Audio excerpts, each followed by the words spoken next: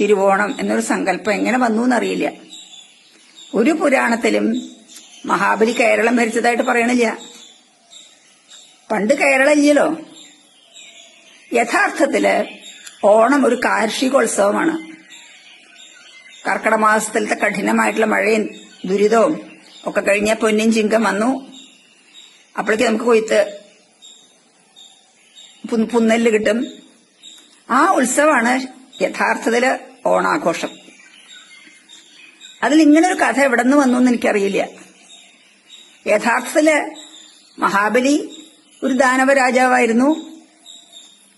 ദാനധർമ്മങ്ങളൊക്കെ ചെയ്തിരുന്നു. പക്ഷേ വലിയ അഹങ്കാരിയായിരുന്നു. തന്നെ ഒരു ധർമ്മിഷ്ഠനായിട്ട് വേറെ ആരുമില്ല എന്നൊരു ബോധം. അതെത്ര നല്ല ആളായാലും അഹങ്കാരം വന്നാൽ അത് മഹാമോശമാണ്. അതാണ് ഭഗവാന്റെ കടമ, അഹങ്കാരികളെ അമർത്തുക. പിന്നെ മഹാബലി യാഗം ചെയ്തത് നർമ്മദാ നദിയുടെ തീരത്താണ്. ഭാഗവതം വായിക്കുന്നവർക്കറിയാം. നർമ്മദാ തീരത്താണ് മഹാബലി യാഗം ചെയ്തത്. അപ്പൊ യാഗം ചെയ്യുമ്പോഴോ ഒന്നും അതൊക്കെ അറിയാലോ. അവർക്ക് വാമനൻ 3 അടി മണ്ണ് ചോദിച്ചു. അപ്പൊ എന്താ മറുപടി? എന്തിനാ 3 അടിയാക്കണം? ഞാൻ ഈ ഭൂമി മുഴുവനും തരാനോ? ഞാൻ ഇതിന്റെ മുഴുവൻ അധിപനല്ലേ? അഹങ്കാരാണ് അതിൽ വന്നത്, വിനയല്ല. അപ്പൊ അദ്ദേഹം പറഞ്ഞു, വേണ്ട, എനിക്ക് 3 അടിയേ വേണ്ടൂ, 3 അടി മണ്ണ് തന്നാ മതി. അപ്പോ 2 അടി കൊണ്ട് ലോകം മുഴുവൻ നടന്നു കഴിഞ്ഞു. 3ാമത്തെ അടി വയ്ക്കാൻ സ്ഥലമില്ല. അപ്പം മഹാബലിക്ക് മനസ്സിലായി തന്റെ തെറ്റ്. വിനയാന്വിതനായിട്ട് ഭഗവാന്റെ കാക്കില് കുമ്പിട്ട് എന്റെ തലയിൽ വെച്ചോളൂ, 3ാമത്തെ അടി. അഹങ്കാരമൊക്കെ പോയി. അപ്പം വാമനൻ എന്താ ചെയ്തത്? മഹാബലിയെ സുതലത്തിലത്തെ ചക്രവർത്തിയായിട്ട് അഭിഷേകം ചെയ്യുക. പാതാളത്തിലേക്ക് താത്തല്ല ചെയ്യുക. നമ്മുടെ ഭൂമിയുടെ താഴെയുള്ള ലോകങ്ങളാണ് അതലം, വിതലം, സുതലം, തലാതലം, രസാതലം, പാതാളം. അതിൽ സുതലത്തിലെ ചക്രവർത്തിയാക്കിയിട്ട് അവരോധിക്കുക ചെയ്യുക. എന്നിട്ട് ഭഗവാൻ തന്നെ അവിടെ കാവക്കാരനായിട്ട് നിൽക്കും. ആലോചിച്ച് നോക്കൂ. ആ കഥയെ എങ്ങനെ ചവിട്ടി താത്തി പാതാളത്തിലേക്ക് എന്ന് വന്നതിലേക്ക് ഭയങ്കര ആരും ഇത് തിരുത്തിയതുമില്ല. എത്രയോ ആൾക്കാർ എന്നോ മുതൽക്ക് ഭാഗവതം വായിക്കുന്നുണ്ട്. അപ്പൊ ഇതെല്ലാവരും കാണുന്നുണ്ടാവും. എന്നിട്ടും ആർക്കും ഇത് തിരുത്താൻ തോന്നിയില്ലല്ലോ.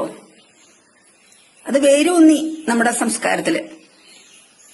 പലരും എന്നോട് ചോദിച്ചിട്ടുണ്ട്, അങ്ങനെയല്ലേ നിങ്ങളുടെ ഈശ്വരൻ ചവിട്ടി താത്തിയില്ലേ നല്ലൊരു രാജാവിനെ? അതേ ഉള്ളൂ കേൾക്കാൻ. അപ്പോ ആ ധാരണ നിങ്ങൾ മാറ്റണം. ആർക്ക് വേണമെങ്കിൽ നോക്കാം, ഭാഗവതം നോക്കിയാ നാരായണീയത്തിലൊക്കെ പറയാം. മഹാബലി ദർപ്പശമനം എന്നാണ് അദ്ദേഹത്തിന്റെ പേര്.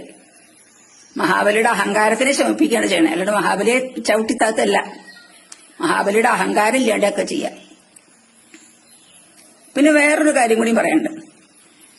ഇപ്പൊ ഓണാഘോഷത്തിന് ഇക്കൊല്ലൊന്നും ഉണ്ടാവില്ലായിരിക്കും.